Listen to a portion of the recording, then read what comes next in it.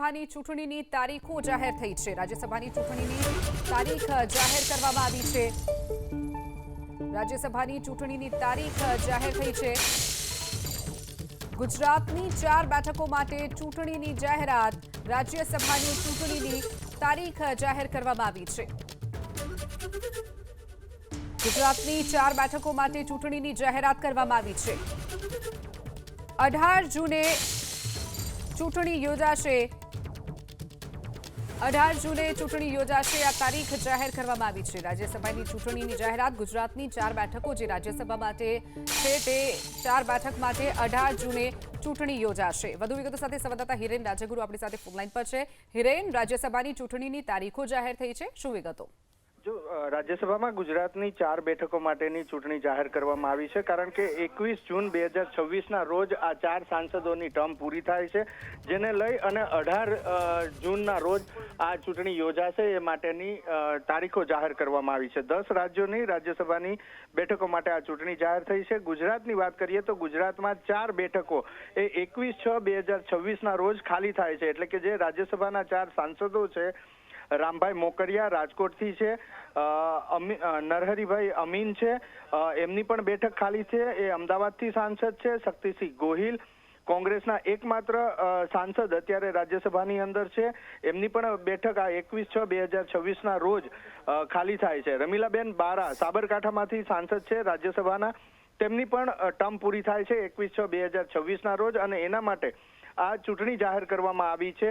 એટલે કે હવે 18મી તારીખે 18 જૂનના રોજ રાજ્યસભાની જે ચૂંટણી યોજાશે એમાં ગુજરાતની 4 બેઠકો માટે ચૂંટણી યોજાશે, જેની અંદર રામભાઈ મોકરિયા, નરહરી અમીન, શક્તિસિંહ ગોહિલ અને રમીલાબેન બારા આ બેઠકો ખાલી થાય છે, એના માટે ચૂંટણી યોજાશે. મહત્વપૂર્ણ બાબત કે અત્યારે ગુજરાત વિધાનસભાની 182 બેઠકો અને જે અંકગણિત છે એ અંકગણિત મુજબ એક પણ બેઠક એ કોંગ્રેસના ફાળે જાય તેવું નથી, કારણ કે રાજ્યસભાની અંદર ધારાસભ્ય જે હોય એ મતદાન કરતા હોય છે અને એ મતદાનના આધારે એ ચૂંટાતા હોય છે, જેને લઈ અને અત્યારે જે અંકગણિત છે અંકગણિત મુજબ ભારતીય જનતા પાર્ટીના ફાળે 4 બેઠક જાય તે પ્રમાણેની શક્યતા છે.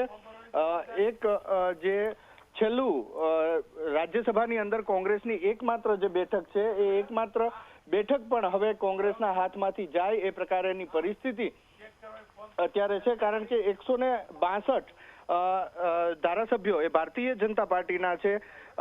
જો સમગ્ર કાર્યક્રમની વાત કરીએ તો નોટિફિકેશન 1 જૂનના રોજ એ જાહેર કરવામાં આવશે, એ રીતની આજે ચૂંટણી જાહેરાત થઈ છે. Last date of making nomination એટલે કે ઉમેદવારી નોંધાવવાની છેલ્લી તારીખ 8 જૂન છે, અને જે ઉમેદવારી ફોર્મ નોંધાયા હશે તેની ચકાસણી 9મી જૂનના રોજ કરવામાં આવશે. ત્યારબાદ ફોર્મ પરત ખેંચવાની તારીખ એ 11 જૂન નક્કી કરવામાં આવી છે. પોલની ડેટ એટલે કે મતદાનની તારીખ 18 જૂન રાખવામાં આવી છે. 18 જૂને મતદાન થશે. અને આ ચૂંટણી એ ગુજરાત વિધાનસભાની અંદર યોજાશે. જે ગુજરાતના 4 બેઠકો રાજ્યસભાની છે એની ગુજરાત વિધાનસભાની અંદર ચૂંટણી યોજાવા જઈ રહી છે. તમામ ધારાસભ્યો તેની અંદર મતદાન કરતા હોય છે. હાલની પરિસ્થિતિ 162 ભારતીય જનતા પાર્ટીના ધારાસભ્યો છે. આ ઉપરાંત કોંગ્રેસના 12 જેટલા ધારાસભ્યો છે. આમ આદમી પાર્ટીના 4 જેટલા ધારાસભ્યો છે. એક ધારાસભ્ય એ બે ધારાસભ્ય અપક્ષ છે. સમાજવાદી પાર્ટીના 1 ધારાસભ્ય છે. એમ કુલ મળી અને જોવા જઈએ તો આ 4 બેઠકો માટે જે મતદાન થશે એમાં સૌથી વધારે ધારાસભ્યો ભારતીય જનતા પાર્ટીના હોવાના કારણે 4 બેઠક એ ભારતીય જનતા પાર્ટીના ફાળે જશે. અત્યારની પરિસ્થિતિ જે 4 બેઠકોની છે એમાં 3 બેઠક ભારતીય જનતા પાર્ટીની છે, 1 બેઠક કોંગ્રેસની છે, પરંતુ હવે કોંગ્રેસ ગુજરાતમાં રાજ્યસભામાંથી 0 થઈ જાય એ પ્રકારેની પરિસ્થિતિ છે. ફરી એક વખત કહી દઉં, રામભાઈ મોકરિયા રાજ્યસભા સાંસદ, નરહરી અમીન રાજ્યસભા સાંસદ, શક્તિસિંહ ગોહિલ રાજ્યસભા સાંસદ, રમીલાબેન બારા રાજ્યસભા સાંસદ, જેની ટર્મ 21મી જૂનના રોજ પૂરી થાય છે, જેના કારણે આ ચૂંટણી જાહેર કરવામાં આવી છે. ન માત્ર ગુજરાત પરંતુ ગુજરાત સહિત 24 રાજ્યોની 24 બેઠકો 10 રાજ્યની તેની આ ચૂંટણી જાહેર કરવામાં આવી છે. 18મી તારીખે ચૂંટણી યોજાશે અને એના માટેનું નોટિફિકેશન 1 જૂનના રોજ જાહેર કરવામાં આવશે. ચોક્કસ હિરેન, માહિતી બદલ આભાર.